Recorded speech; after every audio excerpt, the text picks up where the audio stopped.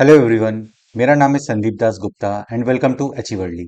आज हम लोग एनसीईआरटी क्लास 10 हिस्ट्री के चैप्टर 1 के पार्ट 7 को शुरू करने जा रहे हैं। चैप्टर 1 के प्रीवियस पार्ट्स के लेक्चर्स अपलोड हो चुके हैं और मैंने क्लास 10 हिस्ट्री का एक सेपरेट प्लेलिस्ट भी क्रिएट कर दिया है। प्लेलिस्ट का लिंक आपको इस वीडियो के डिस्क्रिप्शन बॉक्स में मिल जाएगा, तो जो लोग नए आए हैं वहां से उन वीडियोस को देख सकते हैं। मैं पढ़ाते हुए इंपॉर्टेंट पॉइंट्स को स्टार मार्क करता हुआ चलूंगा, तो अगर आप बुक से पढ़ रहे हैं आप भी उन पॉइंट्स को स्टार मार्क कर लें, या फिर अगर आप नोट्स बना रहे हैं तो अपने नोट्स में उन पॉइंट्स को लिख लें, क्योंकि वहां से क्वेश्चन आने के चांसेस ज्यादा होते हैं। अगर आपको कुछ डाउट हो तो आप मुझसे कमेंट से पूछ सकते हैं, या फिर इंस्टाग्राम पे पूछ सकते हैं। इंस्टाग्राम का लिंक आपको इस वीडियो के डिस्क्रिप्शन बॉक्स में मिल जाएगा। एनसीईआरटी के बुक्स को आप एनसीईआरटी की वेबसाइट से फ्री में डाउनलोड कर सकते हैं, तो वहां से आप इस बुक को डाउनलोड कर लें और आज का लेक्चर देखने के बाद एक बार इस चैप्टर को पढ़ लें, जिससे कि आपको और अच्छे से समझ में आ जाएगा। तो चलिए अब आज का लेक्चर शुरू करते हैं। Chapter 1, the rise of nationalism in Europe. Europe में राष्ट्रवाद का उदय। हम लोगों ने प्रीवियस लेक्चर्स में चैप्टर 1 के part 1, part 2, part 3, part 4, part 5 और पार्ट 6 को कंप्लीट कर लिया है। आपको इस वीडियो के डिस्क्रिप्शन बॉक्स में प्रीवियस पार्ट्स के लेक्चर्स का लिंक मिल जाएगा। अगर आपने वो वीडियोस नहीं देखे हैं तो पहले आप उन्हें देख लें, फिर आज के लेक्चर के साथ कंटिन्यू करें, जिससे कि आपको और अच्छे से समझ में आएगा। आज हम चैप्टर 1 के पार्ट 7 को कवर करेंगे। इसमें हम इन टॉपिक्स को एक एक करके डिटेल में समझेंगे। तो चलिए अब आज का लेक्चर शुरू करते हैं। The making of Germany and Italy. Germany और इटली का निर्माण। Germany, can the army be the architect of a nation. Germany, क्या सेना राष्ट्र की निर्माता हो सकती है? After 1848, nationalism in Europe moved away from its association with democracy and revolution. 1848 के बाद यूरोप में एक नए प्रकार का नेशनलिज्म आया। यूरोप में नेशनलिज्म डेमोक्रेसी और रिवॉल्यूशन से दूर होने लगा। नेशनलिज्म का यूज लोग अपने पावर्स को बढ़ाने के लिए करने लगे। 1848 के बाद यूरोप में राष्ट्रवाद का जनतंत्र और क्रांति से अलगाव होने लगा। Nationalist sentiments were often mobilized by conservatives for promoting state power and achieving political domination over Europe. Europe में पॉलिटिकल डोमिनेशन अचीव करने के लिए और स्टेट पावर को प्रमोट करने के लिए कंजर्वेटिव्स ने अक्सर नेशनलिस्ट सेंटिमेंट्स का सहारा लिया। यहां नेशनलिज्म का यूज इसलिए नहीं हो रहा था कि एक अच्छा नेशन स्टेट बनाया जाए, बल्कि इसलिए हो रहा था कि कुछ लोग अपने पावर को बढ़ा सके। राज्य की सत्ता को बढ़ाने और पूरे यूरोप पर राजनीतिक प्रभुत्व हासिल करने के लिए रूढ़िवादियों ने अक्सर राष्ट्रवादी भावनाओं का इस्तेमाल किया। This can be observed in the process by which Germany and Italy came to be unified as nation states. Germany और इटली के यूनिफाइड नेशन स्टेट्स बनने के प्रोसेस में इसे ऑब्जर्व किया जा सकता है कि कैसे कुछ लोगों ने नेशनलिस्ट सेंटिमेंट्स का गलत फायदा उठाया। इसे उस प्रक्रिया में देखा जा सकता है जिससे जर्मनी और इटली एकीकृत होकर राष्ट्र राज्य बने। As you have seen, nationalist feelings were wide spread among middle class Germans who in 1848 tried to unite the different regions of the German Confederation into a nation state governed by an elected parliament.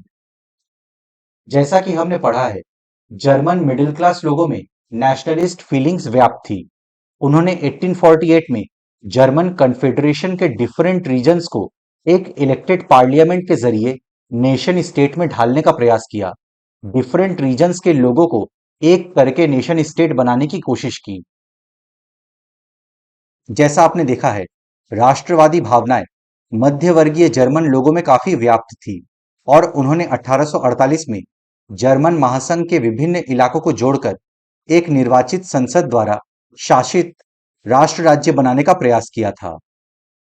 This liberal initiative to nation building was, however, repressed by the combined forces of the monarchy and the military, supported by the large landowners called Junkers of Prussia. From then on, Prussia took on the leadership of the movement for national unification. हमने पढ़ा था कि nation building के इस liberal initiative को monarchy और military के combined forces ने दबा दिया था। इसमें प्रशा के लार्ज लैंड ओनर्स, जिनको जंकर्स कहा जाता था, उनका सपोर्ट मिला। इसके बाद प्रशा ने नेशनल यूनिफिकेशन की लीडरशिप संभाल ली। मगर राष्ट्र निर्माण की ये उदारवादी पहल राजशाही और फौज की ताकत ने मिलकर दबा दी। उनका प्रशा के बड़े भूस्वामियों जंकर्स ने भी समर्थन किया। उसके पश्चात प्रशा ने राष्ट्रीय एकीकरण के आंदोलन का नेतृत्व संभाल लिया। Its chief minister, Otto von Bismarck, was the architect of this process, carried out with the help of the Prussian army and bureaucracy. प्रशा के chief minister Otto von Bismarck इस प्रोसेस का आर्किटेक्ट था और उसने प्रशियन आर्मी और bureaucracy की मदद से ऐसा किया था। उसका प्रमुख मंत्री ऑटो वॉन बिस्मार्क इस प्रक्रिया का जनक था, जिसने प्रशा की सेना और नौकरशाही की मदद ली। 3 wars over 7 years with Austria, Denmark and France ended in Prussian victory and completed the process of unification.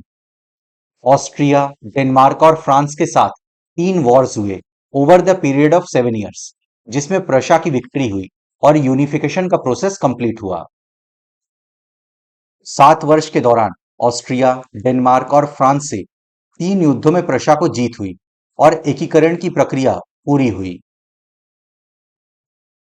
In January 1871, the Prussian king William I was proclaimed German emperor in a ceremony held at Versailles. जनवरी 1871 में Versailles में हुए एक ceremony के दौरान Prussia के राजा William one को Germany का emperor घोषित किया गया। जनवरी 1871 में वर्साई में हुए एक समारोह में प्रशा के राजा विलियम प्रथम को जर्मनी का सम्राट घोषित किया गया। On the bitterly cold morning of 18 January 1871, an assembly comprising the princes of the German states, representatives of the army, important Prussian ministers, including the chief minister Otto von Bismarck, gathered in the unheated Hall of Mirrors in the Palace of Versailles to proclaim the new German Empire headed by Kaiser William I of Prussia. 18 जनवरी 1871 के cold morning में एक assembly organise की गई है, जिसमें German states के princess शामिल थे, आर्मी के रिप्रेजेंटेटिव्स शामिल थे, इंपॉर्टेंट प्रशियन मिनिस्टर शामिल थे, जिसमें chief minister Otto von Bismarck भी शामिल थे। वे सब पैलेस ऑफ वर्साई में एक ठंडे हॉल ऑफ मिरर्स में मिले और प्रशा के काइजर विलियम वन के लीडरशिप में एक नए जर्मन एम्पायर की घोषणा की। लेकिन यहाँ ये बात ध्यान रखने वाली है कि काइजर विलियम वन ने, chief minister Otto von Bismarck ने लोगों के नेशनलिस्ट सेंटिमेंट्स का फायदा उठाकर पावर में आ गए थे, क्योंकि यहां डेमोक्रेसी तो थी नहीं, लोगों को कुछ भी नहीं मिला। 18 जनवरी 1871 की सुबह बेहद ठंडी थी। जर्मन राज्यों के राजकुमारों, सेना के प्रतिनिधियों और प्रमुख मंत्री ऑटो वॉन बिस्मार्क समेत प्रशा के महत्वपूर्ण मंत्रियों की एक बैठक वर्साई के महल के बेहद ठंडे Sheesh Mahal hall of mirrors में हुई। सभा ने प्रशा के काइजर विलियम प्रथम के नेतृत्व में नए जर्मन साम्राज्य की घोषणा की। The nation building process in Germany had demonstrated the dominance of Prussian power, Prussian state power. Germany के नेशन बिल्डिंग प्रोसेस ने प्रशा के स्टेट पावर के डोमिनेंस को दिखाया। जर्मनी में राष्ट्र निर्माण प्रक्रिया ने प्रशा राज्य की शक्ति के प्रभुत्व को दर्शाता था। The new state placed a strong emphasis on modernizing the currency, banking, legal and judicial systems in Germany. New state ने जर्मनी के currency, banking, legal and judicial system के मॉडर्नाइजेशन पर काफी जोर दिया। नए राज्य ने जर्मनी की मुद्रा, बैंकिंग और कानूनी तथा न्यायिक व्यवस्थाओं के आधुनिकीकरण पर काफी जोर दिया। Prussian measures and practices often became a model for the rest of Germany. Prussia ने जो मेजर्स और प्रैक्टिसेस अपनाए थे, वो रेस्ट ऑफ द जर्मनी के लिए मॉडल बन गया। प्रशा द्वारा उठाए कदम और उसकी कार्रवाइयां बाकी जर्मनी के लिए अक्सर एक मॉडल बना। देखिए, इस इमेज को एंटोन वॉन वर्नर ने बनाया है। इसमें वर्साई के हॉल ऑफ मिरर्स में जर्मन एम्पायर के घोषणा को दिखाया गया है। सेंटर में काइजर विलियम वन और प्रशियन आर्मी के चीफ कमांडर जनरल वॉन रून खड़ा है। उनके पास बिस्मार्क खड़ा है। इस पेंटिंग को 1885 में बिस्मार्क के 70th बर्थडे में एंटोन वॉन वर्नर ने बिस्मार्क को गिफ्ट दिया था। देखिए, इस मैप में यूनिफिकेशन ऑफ जर्मनी को दिखाया गया है। 1866 से पहले प्रशा कुछ ऐसा दिखता था। फिर 1866 के ऑस्ट्रो प्रशा वॉर में जिन क्षेत्रों को प्रशा ने कॉन्कर किया, उनको येलोइश शेडेड कलर से दिखाया गया है। तो ये वो रीजन्स हैं जिनको प्रशा ने कॉन्कर कर लिया था 1866 के ऑस्ट्रो प्रशा वॉर में। फिर इस डार्क ग्रीन शेडेड कलर में ऑस्ट्रियन टेरिटरीज को दिखाया गया है, जो जर्मन कॉन्फेडरेशन से अलग हो गए थे 1867 में। तो ये वो रीजन है। फिर light green colour shaded region में वो रीजन्स को दिखाया गया है जो प्रशा के साथ ज्वाइन हो गए जर्मन कन्फेडरेशन बनाने के लिए 1867 में। तो ये वो रीजन है जो प्रशा के साथ जुड़ गए जर्मन कॉन्फेडरेशन बनाने के लिए। फिर 1871 में साउथ जर्मन स्टेट्स जो प्रशा के साथ जुड़ गए जर्मन एम्पायर बनाने के लिए, वो ये रीजन्स हैं। फिर ये लाइट पर्पल में वोन बाय प्रशा इन फ्रैंको प्रशा वॉर 1871। तो ये वो रीजन है जिसको प्रशा ने फ्रैंको प्रशा वॉर 1871 में जीता था और अपने में मिला लिया था। 5 मार्च 1870 को फिगारो वियना में जर्मन पार्लियामेंट में ऑटो वॉन बिस्मार्क को हंटर चलाते हुए दिखाया गया है। अब हमारा नेक्स्ट टॉपिक है Italy unified. Italy, like Germany, Italy too had a long history of political fragmentation. Italians were scattered over several dynastic states as well as the multinational Habsburg Empire. Germany के तरह ही Italy का भी एक लंबा political fragmentation का इतिहास रहा है। इटालियंस भी बहुत सारे डायनेस्टिक स्टेट्स में बटे हुए थे, जहां छोटे छोटे राजा रजवाड़े रूल करते थे, और साथ ही साथ इटालियंस बड़े मल्टीनेशनल हैब्सबर्ग एम्पायर में भी बटे थे। जर्मनी की तरह इटली में भी राजनीतिक विखंडन का एक लंबा इतिहास था। इटली अनेक वंशानुगत राज्यों तथा बहुराष्ट्रीय हैब्सबर्ग साम्राज्य में बिखरा हुआ था। During the middle of the 19th century, Italy was divided into 7 states, of which only one, Sardinia Piedmont, was ruled by an Italian princely house. 19th century के मिडिल में इटली 7 स्टेट्स में divide हो गया था, जिसमें से सिर्फ एक, सार्डिनिया पिडमॉन्ट में एक इटालियन राजघराने का शासन था। 19वीं सदी के मध्य में इटली 7 राज्यों में बटा हुआ था, जिनमें से केवल एक, सार्डिनिया पिडमॉन्ट में एक इतालवी राजघराने का शासन था। The north was under Austrian Habsburgs, the centre was ruled by the pope, and the southern regions were under the domination of the Bourbon kings of Spain. North Italy Austrian Habsburg empire के under में था, centre में pope का शासन था, southern region में Spain के Bourbon kings का शासन था। उत्तरी भाग ऑस्ट्रियाई हैब्सबर्गों के अधीन था, मध्य इलाकों पर पोप का शासन था, और दक्षिणी क्षेत्र स्पेन के बुर्बो राजाओं के अधीन था। Even the Italian language had not acquired one common form and still had many regional and local variations. Even Italian language ने भी एक कॉमन फॉर्म एक्वायर नहीं किया था। Region to region Italian language में बहुत सारे लोकल वेरिएशंस थे। इतालवी भाषा ने भी साझा रूप हासिल नहीं किया था, और अभी तक उसके विविध क्षेत्रीय और स्थानीय रूप मौजूद थे।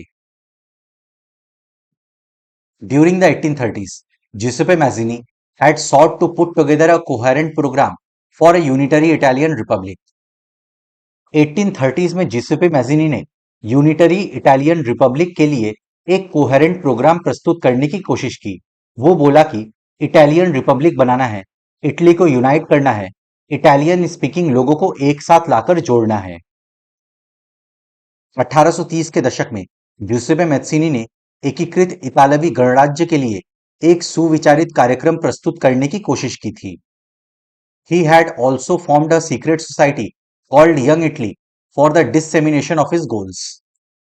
अपने गोल्स को अचीव करने के लिए, अपने गोल्स के प्रचार प्रसार के लिए उसने एक सीक्रेट सोसाइटी यंग इटली की स्थापना की। उसने अपने उद्देश्यों के प्रसार के लिए यंग इटली नामक एक गुप्त संगठन भी बनाया था। The failure of revolutionary uprisings both in 1831 and 1848 meant that the mantle now fell on Sardinia Piedmont under its ruler, King Victor Emmanuel II. To unify the Italian states through war. 1831 और 1848 में revolutionary uprising के fail होने से war के जरिए Italian states को एक करने की जिम्मेदारी सार्डिनिया पिडमॉन्ट के रूलर विक्टर इमानुएल टू के ऊपर आ गई। विक्टर इमानुएल टू भी लोगों के लिए कुछ नहीं कर रहे थे, वे खुद के पावर को बढ़ाने के लिए और अपने एम्पायर के एक्सपेंशन के लिए कर रहे थे। 1831 और 1848 में क्रांतिकारी विद्रोह की असफलता से युद्ध के जरिए इतालवी राज्यों को जोड़ने की जिम्मेदारी सार्डिनिया पिडमॉन्ट के शासक विक्टर इमानुएल द्वितीय पर आ गई। In the eyes of the ruling elites of this region, a unified Italy offered them the possibility of economic development and political dominance. इस रीजन के रूलिंग एलिट्स की नजर में अगर इटली यूनिफाई हो जाती तो इससे इकोनॉमिक डेवलपमेंट होता और पॉलिटिकल डोमिनेंस भी पॉसिबल था, मतलब पॉलिटिकली भी पावर बढ़ जाती। इस क्षेत्र के शासक अभिजात वर्ग की नजरों में एकीकृत इटली उनके लिए आर्थिक विकास और राजनीतिक प्रभुत्व की संभावनाएं उत्पन्न करता था। Chief minister Cavour, who led the movement to unify the regions of Italy, was neither a revolutionary nor a democrat. Chief minister Cavour, जिसने इटली को यूनिफाई करने वाले मूवमेंट का नेतृत्व किया था, वो ना तो रिवॉल्यूशनरी थे और ना ही डेमोक्रेटिक थे। मंत्री प्रमुख कावूर, जिसने इटली के प्रदेशों को एकीकृत करने वाले आंदोलन का नेतृत्व किया, ना तो एक क्रांतिकारी था और ना ही जनतंत्र में विश्वास रखने वाला। Like many other wealthy and educated members of the Italian elite, he spoke French much better than he did Italian.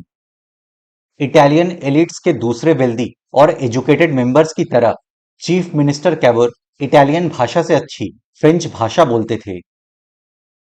इतालवी अभिजात वर्ग के तमाम अमीर और शिक्षित सदस्यों की तरह वो इतालवी भाषा से कहीं बेहतर फ्रेंच भाषा बोलता था।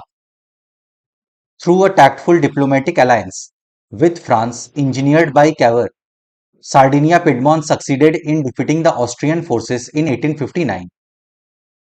कैवोर ने सार्डिनिया पिडमॉन्ट और फ्रांस के बीच में डिप्लोमेटिक अलायंस करवाया, जिससे 1859 में सार्डिनिया पिडमॉन्ट ने ऑस्ट्रियन फोर्सेस को हरा दिया। फ्रांस में सार्डिनिया पिडमॉन्ट की एक चतुर कूटनीतिक संधि, जिसके पीछे काबूर का हाथ था, से सार्डिनिया पिडमॉन्ट 1859 में ऑस्ट्रियाई बलों को हरा पाने में कामयाब हुआ। Apart from regular troops, a large number of armed volunteers under the leadership of Giuseppe Garibaldi joined the fray.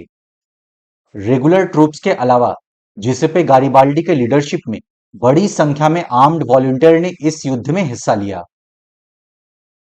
नियमित सैनिकों के अलावा जिसेपे गारिबाल्डी के नेतृत्व में भारी संख्या में सशस्त्र स्वयंसेवकों ने इस युद्ध में हिस्सा लिया।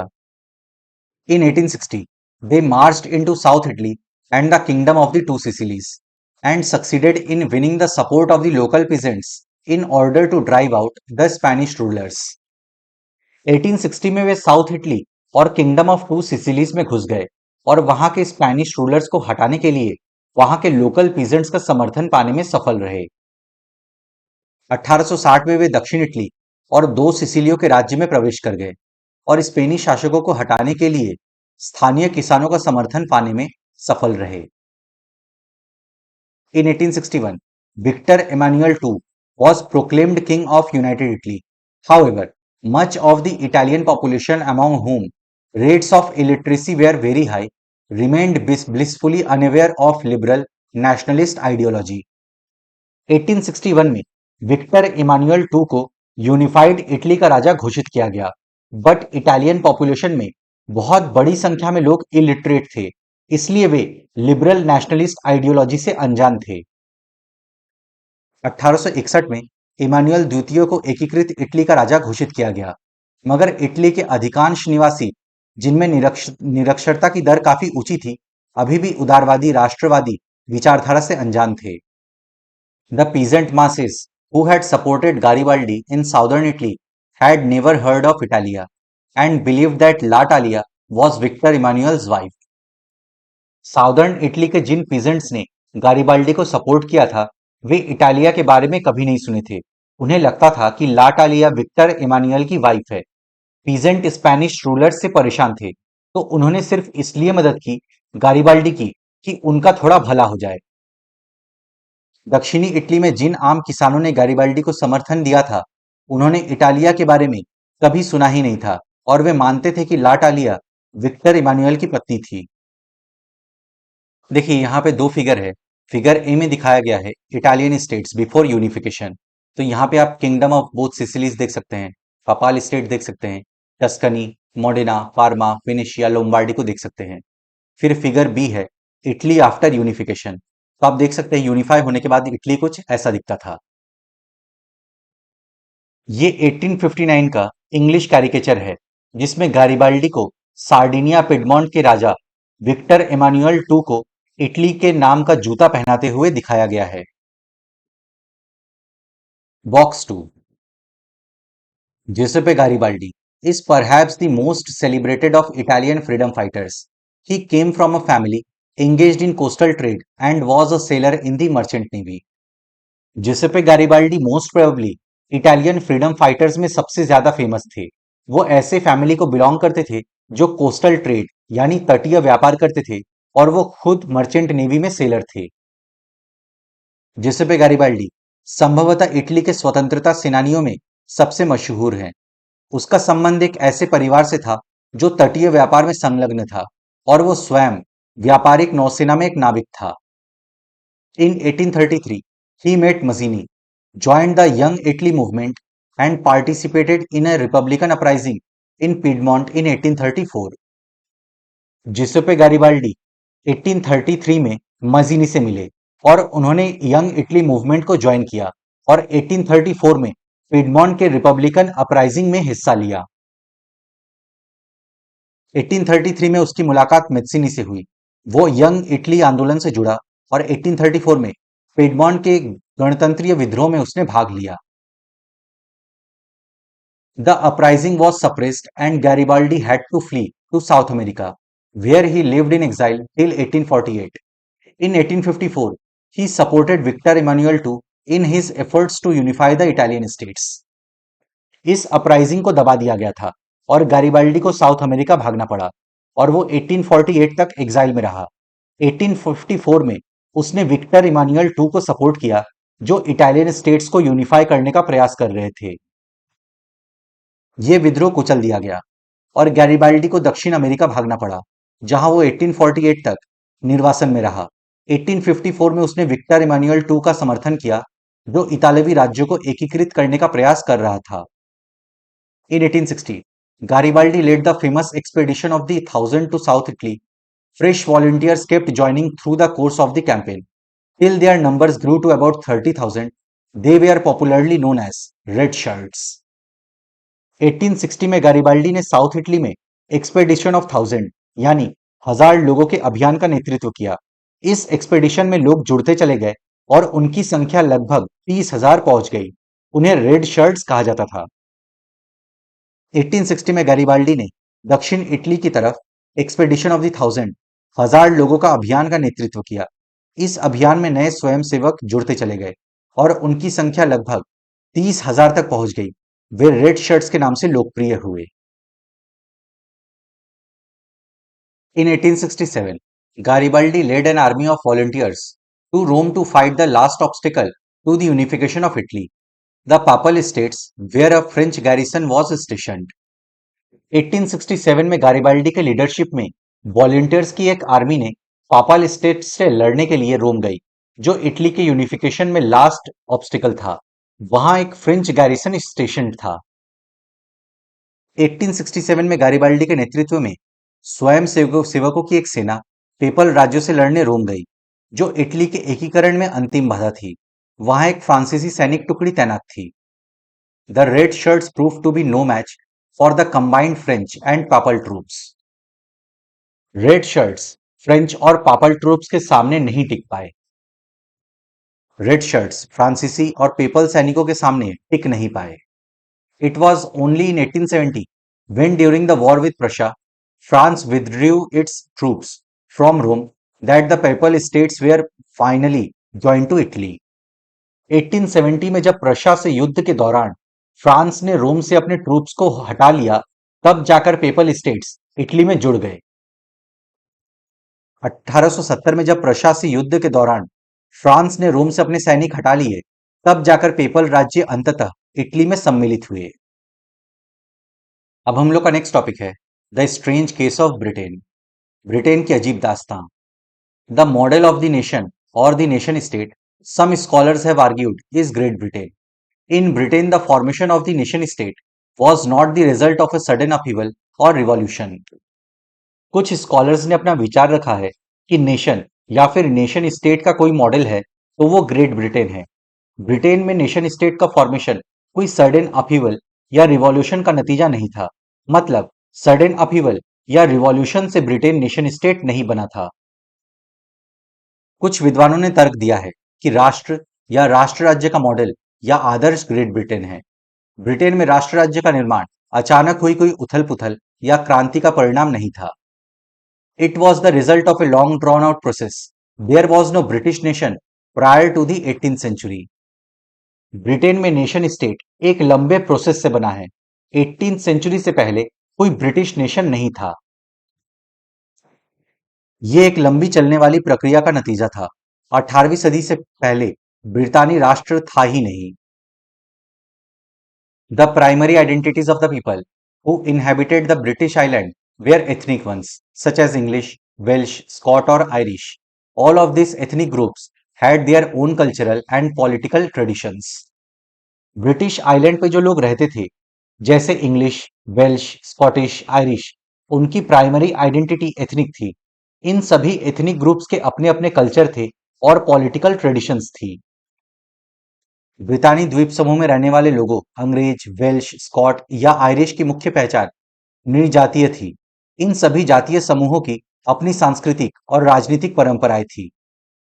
Ethnic relates to a common racial, tribal और कल्चरल origin और background that a community identifies with और क्लेम्स। एथनिक का मतलब होता है कोई किसी रेस से बिलोंग करते हो या ट्राइब से बिलोंग करते हो या किसी पर्टिकुलर कल्चरल origin के हो, इनके साथ कोई कम्युनिटी अगर खुद को आइडेंटिफाई करती है तो उसे एथनिक बोला जाएगा। निर्जातीय एक साझा नस्ली, जनजातीय या सांस्कृतिक उद्गम अथवा पृष्ठभूमि जिससे कोई समुदाय अपनी पहचान मानता है। But as the English nation steadily grew in wealth, importance, and power, it was able to extend its influence over the other nations of the islands. जैसे जैसे इंग्लिश नेशन की वेल्थ, इंपॉर्टेंस और पावर में growth हुआ, वैसे वैसे उसने island के दूसरे नेशंस पे अपना इन्फ्लुएंस बढ़ाने में सक्सेसफुल हुआ। लेकिन जैसे जैसे आंग्ल राष्ट्र की धन दौलत, अहमियत और सत्ता में वृद्धि हुई, वो द्वीप समूह के अन्य राष्ट्रों पर अपना प्रभुत्व बढ़ाने में सफल हुआ। The English Parliament, which had seized power from the monarchy in 1688 at the end of a protracted conflict, was the instrument through which a nation state, with England at its center, came to be forged. एक लंबे conflict के बाद 1688 में English parliament ने monarchy से ताकत छीन ली। इस पार्लियामेंट के थ्रू नेशन स्टेट का निर्माण हुआ, जिसके सेंटर में इंग्लैंड था। एक लंबे टकराव और संघर्ष के बाद आंग्ल संसद ने 1688 में राजतंत्र से ताकत छीन ली थी। इस संसद के माध्यम से एक राष्ट्र राज्य का निर्माण हुआ, जिसके केंद्र में इंग्लैंड था। The act of union 1707 between England and Scotland that resulted in the formation of the United Kingdom of Great Britain meant, in fact, that England was able to impose its influence on Scotland. England और Scotland के बीच 1707 में act of union से United kingdom of great Britain का गठन किया गया। इसका मतलब था कि इंग्लैंड स्कॉटलैंड पर अपना इन्फ्लुएंस इंपोज कर पाया। इंग्लैंड और स्कॉटलैंड के बीच एक्ट ऑफ यूनियन से United kingdom of great Britain का गठन हुआ। इससे इंग्लैंड व्यवहार में स्कॉटलैंड पर अपना प्रभुत्व जमा पाया। The British parliament was henceforth dominated by its English members. The growth of a British identity meant that Scotland's distinctive culture and political institutions were systematically suppressed. British parliament में English members का domination था। British identity का जब growth हुआ तो इसका मतलब था कि स्कॉटलैंड के कल्चरल और पॉलिटिकल इंस्टीट्यूशंस सिस्टमेटिकली सप्रेस हो गए, दब गए ब्रिटिश आइडेंटिटी के सामने। इसके बाद ब्रितानी संसद में आंग्ल सदस्यों का दबदबा रहा। एक ब्रितानी पहचान के विकास का अर्थ ये हुआ कि स्कॉटलैंड की खास संस्कृति और राजनीतिक संस्थानों को योजनाबद्ध तरीके से दबाया गया। The Catholic clans that inhabited the Scottish Highlands suffered terrible repression whenever they attempted to assert their independence. Scottish highland के कैथोलिक क्लैंस ने जब भी अपने आजादी को व्यक्त करने का प्रयास किया, उनका दमन किया जाता। स्कॉटिश हाईलैंड के निवासी जिन कैथोलिक कुलों ने जब भी अपनी आजादी को व्यक्त करने का प्रयास किया, उन्हें जबरदस्त दमन का सामना करना पड़ा। The Scottish Highlanders were forbidden to speak their Gaelic language or wear their national dress, and large numbers were forcibly driven out of their homeland. Scottish highland के जो मूल निवासी थे, उनको गेलिक लैंग्वेज बोलने से मना कर दिया गया, उनको अपना नेशनल ड्रेस पहनने की आजादी नहीं थी, और बहुत सारे लोगों को अपना होमलैंड छोड़ने पे मजबूर किया गया था। स्कॉटिश हाईलैंड्स के लोगों को अपनी गेलिक भाषा बोलने या अपनी राष्ट्रीय पोशाक पहनने की मनाही थी। उनमें से बहुत सारे लोगों को अपना वतन छोड़ने पर मजबूर किया गया। Ireland suffered a similar fate. It was a country deeply divided between Catholics and Protestants. The English helped the Protestants of Ireland to establish their dominance over a largely Catholic country. Ireland का भी कुछ ऐसा ही हाल था। Ireland Catholic और Protestants के बीच में बटा हुआ था। अंग्रेजों ने आयरलैंड के प्रोटेस्टेंट लोगों की भी हेल्प की ताकि वे कैथोलिक कंट्री में अपना डोमिनेंस स्थापित कर सके। आयरलैंड का भी कुछ ऐसा ही हश्र हुआ। वो देश कैथोलिक और प्रोटेस्टेंट धार्मिक गुटों में गहराई में बटा हुआ था। अंग्रेजों ने आयरलैंड में प्रोटेस्टेंट धर्म मानने वालों को बहुसंख्यक कैथोलिक देश पर प्रभुत्व बढ़ाने में सहायता की। Catholic revolts against British dominance were suppressed. After a failed revolt led by Wolfe Tone and his United Irishmen, Ireland was forcibly incorporated into the United Kingdom in 1801. British dominance के खिलाफ जो कैथोलिक रिवोल्ट्स होते थे, उनको दबा दिया गया। Wolf tone और उसकी यूनाइटेड आयरिशमैन के नेतृत्व में जो रिवोल्ट हुआ था, वो फेल हो गया और 1801 में आयरलैंड को भी यूनाइटेड किंगडम में जबरदस्ती शामिल कर लिया गया। ब्रितानी प्रभाव के विरुद्ध हुए कैथोलिक विद्रोह को निर्ममता से कुचल दिया गया। वुल्फ टोन और उसके यूनाइटेड आयरिशमैन की अगुवाई में हुए असफल विद्रोह के बाद 1801 में आयरलैंड को बलपूर्वक यूनाइटेड किंगडम में शामिल कर लिया गया। A new British nation was forged through the propagation of a dominant English culture. The symbols of the new Britain, the British flag, Union Jack, the national anthem, God Save Our Noble King, the English language were actively promoted, and the older nations survived only as a subordinate partners in this union. एक नए British nation का निर्माण किया गया, जिस पे dominant English culture का प्रचार प्रसार किया गया। न्यू ब्रिटेन का सिंबल था ब्रिटिश फ्लैग, जिसे यूनियन जैक कहा जाता था। National anthem God save our noble king और इंग्लिश लैंग्वेज को एक्टिवली प्रमोट किया गया, और दूसरे नेशंस थे जैसे आयरलैंड, स्कॉटलैंड एक्सेट्रा, वे इस यूनियन में सिर्फ एक सबऑर्डिनेट की तरह रह गए थे। एक नए ब्रितानी राष्ट्र का निर्माण किया गया, जिस पर हावी आंग्ल संस्कृति का प्रचार प्रसार किया गया। नए ब्रिटेन के प्रतीक चिन्हों ब्रितानी झंडा, यूनियन जैक और राष्ट्रीय गान God save our noble king को खूब बढ़ावा दिया गया, और पुराने राष्ट्र इस संघ में मातहत सहयोगी के रूप में ही रह गए। तो फ्रेंड्स, इसी के साथ हम लोग का आज का लेक्चर समाप्त होता है। अब नेक्स्ट लेक्चर में हम लोग चैप्टर 1 के पार्ट 8 को शुरू करेंगे, और उसी के साथ हम लोग का चैप्टर 1 कंप्लीट हो जाएगा। मैं आशा करता हूं कि आपको आज का लेक्चर समझ में आ गया होगा। अगर फिर भी आपको कुछ डाउट है तो आप मुझसे कमेंट्स में पूछ सकते हैं, या फिर इंस्टाग्राम पे पूछ सकते हैं। अपने फ्रेंड्स के साथ इस वीडियो को शेयर करें। वीडियो पसंद आए तो लाइक करें, चैनल को सब्सक्राइब करें। मैं मिलता हूं आपसे नेक्स्ट लेक्चर में। Good day to everyone. जय हिंद।